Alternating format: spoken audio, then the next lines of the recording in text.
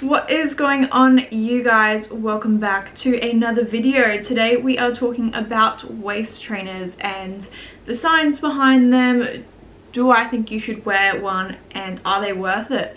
And a lot of you are probably going to be a little bit surprised, especially myself being an evidence-based coach, and I only like to go by what's actually science and what actually works, none of this fad diet stuff.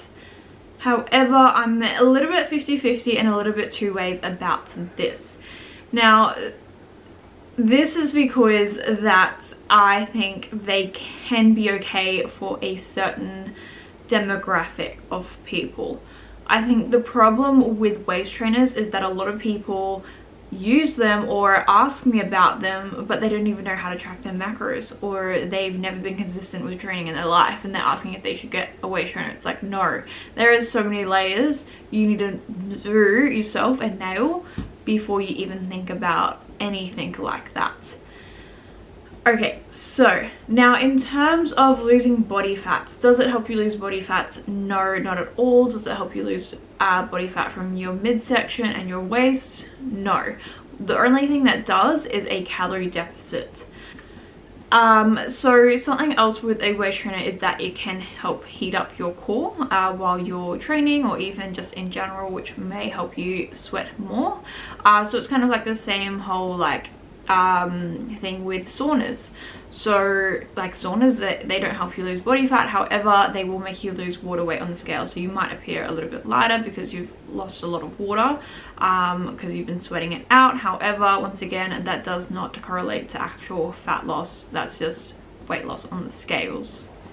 So I am a big fan of getting my girls to wear a weight training belt whilst in the gym and training, because it just helps them to keep their back nice and steady and straight, and to engage and brace their core properly.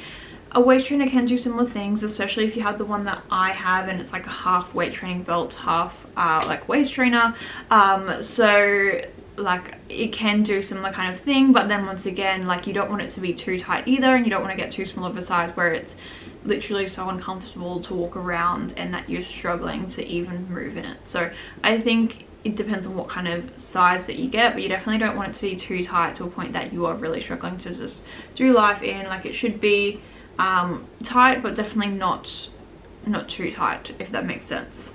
So in terms of waist trainers and the research behind them, to my knowledge, and I've looked into this quite deep, but to my knowledge there's been no actual relevant and up-to-date studies that have been done around any kind of negative effects about long-term side effects that can happen from wearing a waist trainer.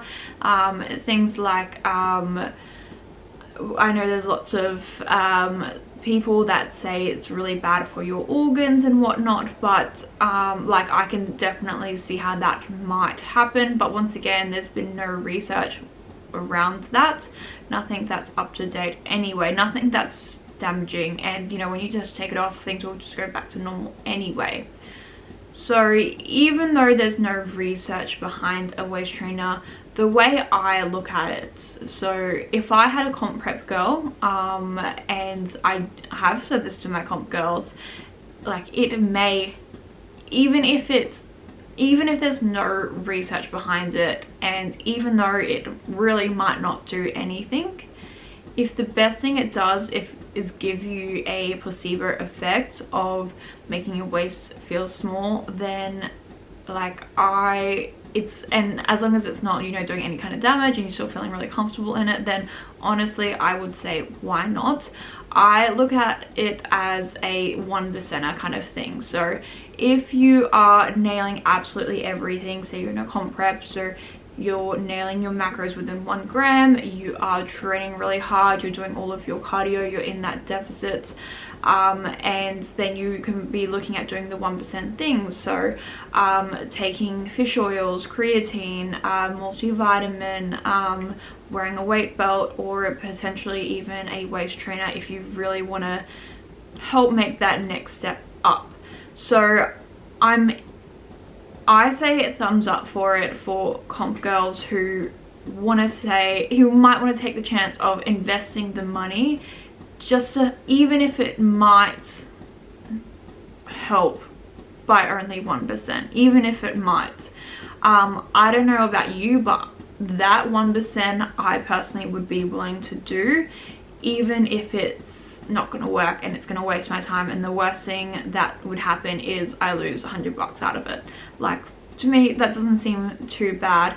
And I don't know if you guys have ever actually put a waist trainer on, but you feel freaking ridiculous wearing one. Your waist feels so small and you feel jacked in the gym. If you're doing like shoulder presses or lateral raises and you've got one on, you can just see your V-taper, and it honestly, like, it makes you push harder because you can almost like see the vision of your waist coming in and having that nice full upper body and that V-taper.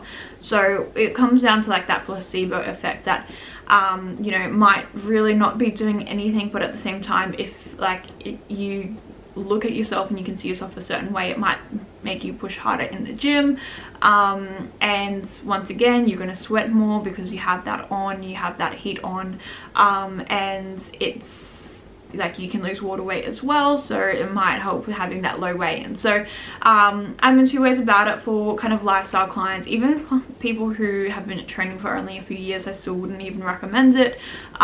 Even if like someone was doing like an ICN prep for their first time, I wouldn't even bother, to be honest, just depending on the client.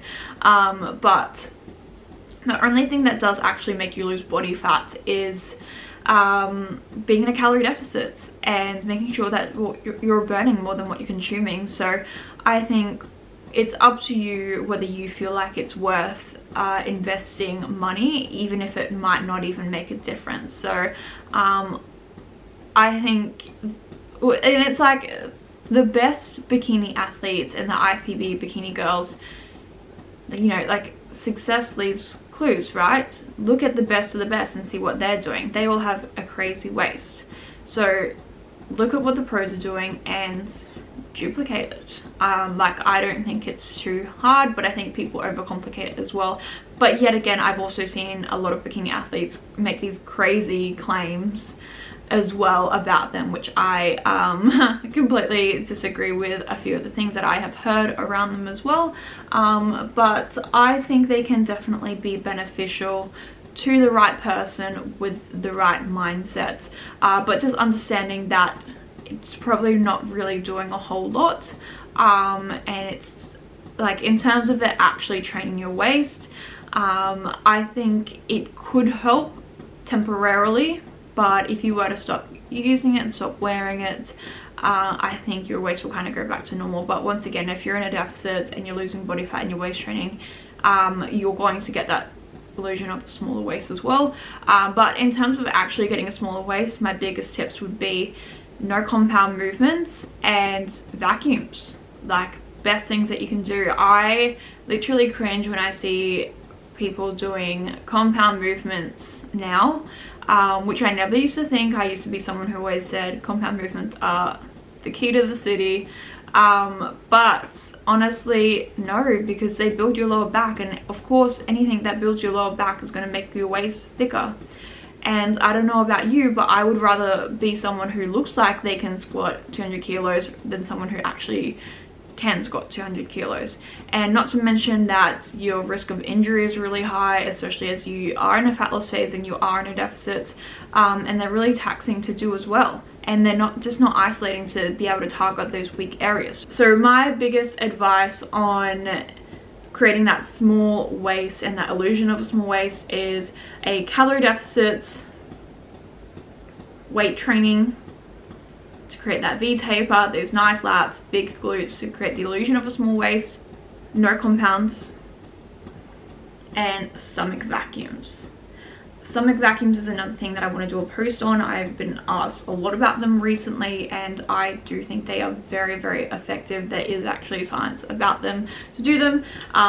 Vacuums over waist trainers any day of the week, every day of the week.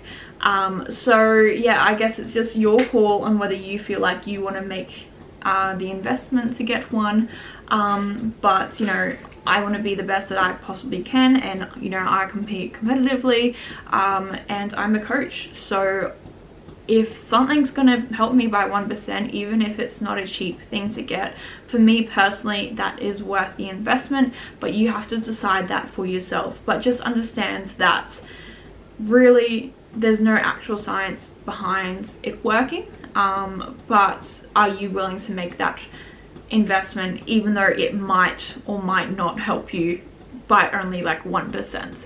But there's a lot of other better things that you can be doing to help create that smaller waist that I think are far more important before you even think about getting a waist trainer. But if you're a lifestyle client or someone who's just getting into fitness, I would honestly just click away and just go hire a coach and just teach you the fundamentals first before getting yourself into all like this fad diet kind of thing. Because once again, the stigma around these and a lot of like false claims that a lot of these influencers are making definitely makes me cringe at times, the things I have heard.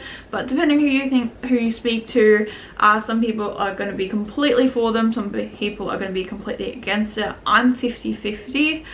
If anything, I'm for them for a very small percent of people, but I'm against them for the majority of the population, for reasons as I've said today. But that's kind of everything that I wanted to share, and those are my thoughts on a waist trainer. So if you do have any questions around that, please send me a message. I know this isn't a huge video, but this is just my current opinion on waist trainers, and I've always been someone who has been against them and has always said no, why would you want to do that? But then, you know, I think it's important as a coach to constantly be learning, and I might in a year from now there might be new studies out, and my opinion on these things might change as well. So I think it's important to always have an open mind, because I've been that coach who has always said yes to compounds and always said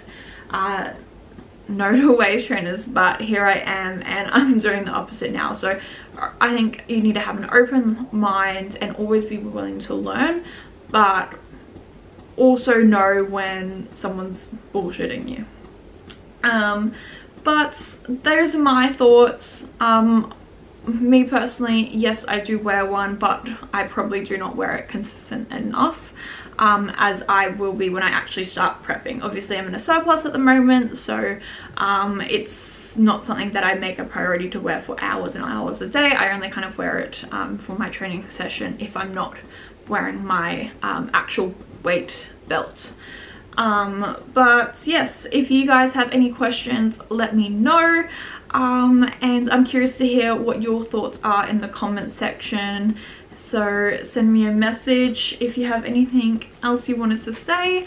And I hope you guys enjoyed this video, and I will see you guys in the next one.